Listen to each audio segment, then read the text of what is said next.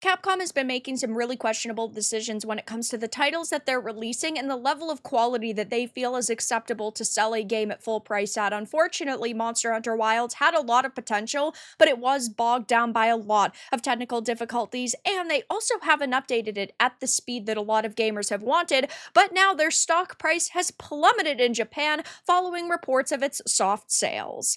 I have a few different things to show off, but before I get into the topic, if you enjoy the content I create, check out the links in the description, join the community in my live streams, and consider supporting through Patreon or YouTube memberships. Now, Capcom has been going through a lot of backlash over the past couple of months because of Monster Hunter Wilds. I mean, not even that long ago, they had basically attacked gamers because they had canceled a lecture about this game's optimization as the developers faced threats and harassment, which they never really, of course, proved that. But even putting that aside for a minute, they were going to do a lecture about optimization for a game that is super poorly optimized. I mean, this game has had such bad scores and has had an absolutely insane player drop off because they haven't put the work and effort into it. And the last time that they tried to do a big update, they fixed 5 things but broke 10 others. So they just haven't found themselves in a really good position when it comes to this game, but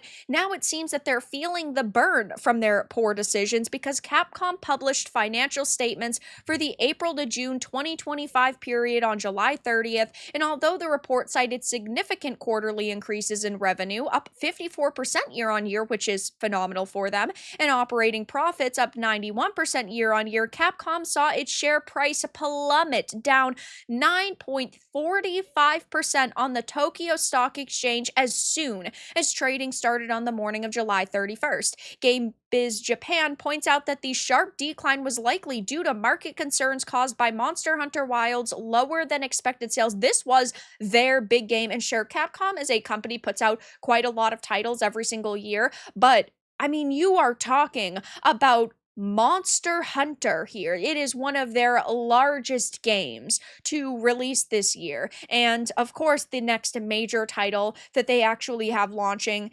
is Resident Evil Requiem, but that isn't even releasing until February of 2026. And Monster Hunter Stories 3, which they just announced for the Switch 2, was met with quite a bit of criticism, actually. And I'm not sitting here saying that the writing's on the wall for Capcom and they're going to cease to exist in the next couple of years, but they do need more than just one big game launch a year.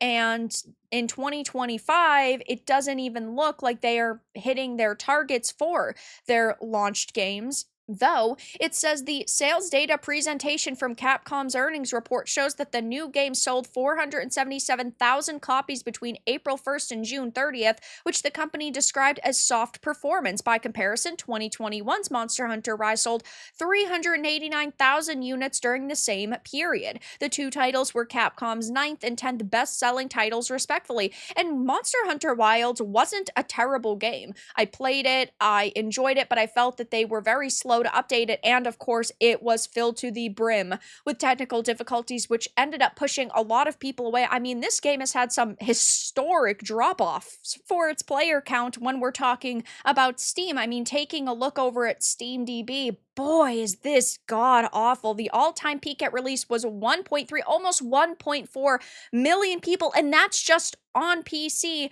But if you look at the players in-game right now, in less than 6 months, it's already 15,000. And I know when it comes to single player experiences, right, there are a lot of people who are not going to go back to it until they release like a lot of new DLC and monsters and armor sets and actual content, though they did release some new content and it really wasn't enough to bring a significant chunk of players back. And I know I personally haven't even played it since it initially came out, and I did have fun, though it had a lot of problems, and I know that that was a big turnoff for a lot of people, and I don't think that they're going to be able to get the majority of those people back into the game.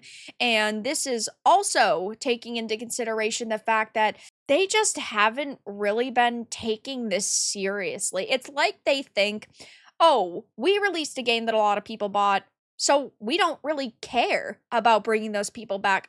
It's like they just think that people are not going to ever boycott their games or decide not to, support them again in the future because, well, they do have a pretty legitimate reputation in this industry. A lot of people know Capcom and will buy their game, but all they're really doing is making it harder and harder for people to trust them, at least in terms of Monster Hunter. When it comes to Resident Evil, they have been doing a pretty good job, right? Though you can't keep a company alive on one single franchise if you're only releasing one game in that franchise every couple of years. They're at the end of their remakes, so they are gonna have to keep pumping out new content. It also says it should be noted that Monster Hunter Wilds has sold a total of 10.585 million units since its launch in February 2024, but the last 3 months account for fewer than 500,000 copies sold, suggesting a dramatic drop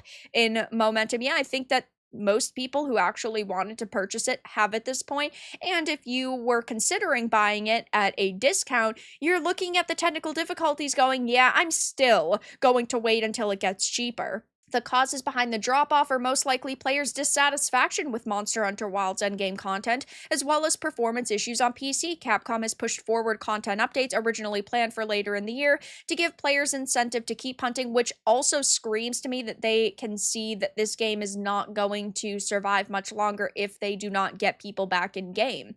It says, though, with optimization issues largely persisting at the time of writing, the game is stuck with an overwhelmingly negative rating on Steam. And I had talked about this in a couple of videos, but Capcom had recently canceled a lecture on the optimization as they were saying developers faced threats and harassment. And I'm not saying that these developers faced no severe backlash over this game, but on the flip side, we know that there are a lot of studios within the industry who will claim that their studio or their employees are facing major hate and harassment to try to get people to be nicer to them.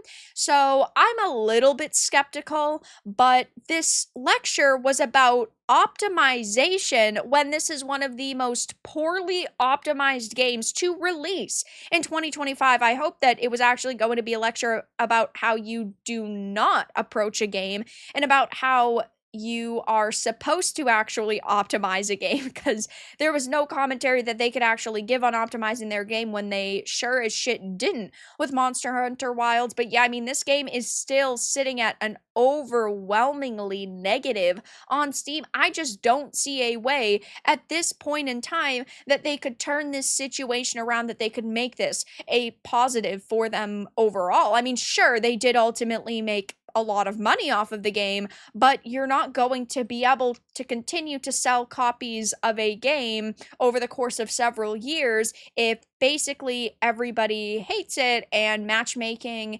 is unable to be completed. So yeah, I mean, just taking a quick peek over at the reviews. Since the release, there has not been any performance update, and the performance of the game is getting worse and worse with every update. Sadly, it feels unplayable after the last major TU. Please, Capcom, fix your game. Okay, in my opinion, I waited long enough to add my tiny voice to the chorus. This game has two major issues that is making it absolutely not worthy of an investment as it is. First and most importantly, it runs like trash. No reason to sugarcoat it while presenting sometimes PS1 level texture work with huge in-level objects looking like blurry messes, muddying the picture, and 3 layers of post-processing, overburning, and additionally blurring the image. The game manages to run at roughly 35 to 45 FPS, and yes, you can turn frame gen on, but input tick rate is not affected by frame gen.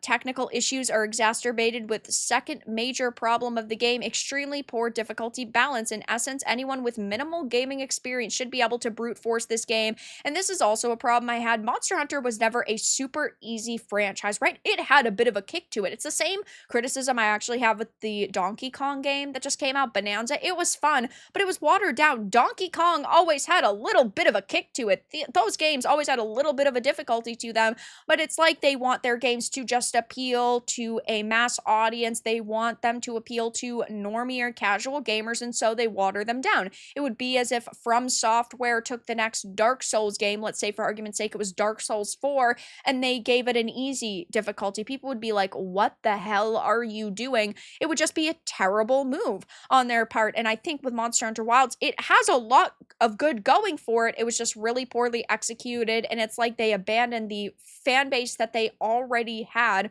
and that already existed. It's really frustrating when your favorite series tries to appeal to a wider audience and ends up forgetting what made it special in the first place. And there are some positives here of people saying, like, it is still really good, it's really fun, but even the recommendeds are saying, yeah, the performance on PC is the biggest part holding this game back from being amazing. So I, of course, will be keeping my eye on Capcom and Monster Hunter, but Capcom's stock price has plummeted in Japan following reports of Monster Hunter Wilds soft sales. But that's all that I really had to discuss in this video. Let everyone know your thoughts in the comments below. If you enjoyed this, give it a like, and if you didn't, give it a dislike. I appreciate your support either way, but I'll talk to you all again in the next video really soon.